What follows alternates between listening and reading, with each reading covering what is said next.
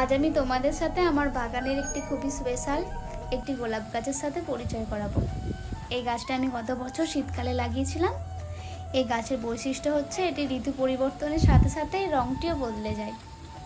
শীতকালে যখন এই ফুলগুলি ফোটে তখন এর সৌন্দর্য যেন কয়েক গুণ বেড়ে যায়। গোলাপ শুধু ভালোবাসারই প্রতীক নয়, এটি প্রকৃতির এক অদ্ভুত সৃষ্টি।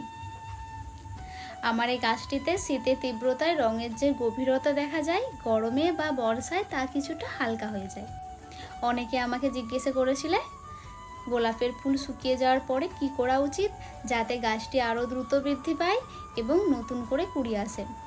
ফুলটি যখন শুকিয়ে যেতে শুরু করবে তখন শুধু ফুলটি না কেটে তার নিচের অন্তত 2টি বা 3টি পাতা বাদ দিয়ে ডালটি কাটতে হবে।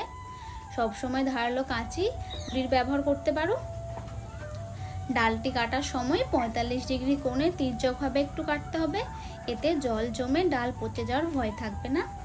এবং যেখানে 5টি পাতার একটি গুচ্ছ থাকে ঠিক তার কিছুটা ওপরে কাটলে সেখান থেকে নতুন সবল ডাল বের হয়। একে বলে গাছের গ্রোথ পয়েন্ট।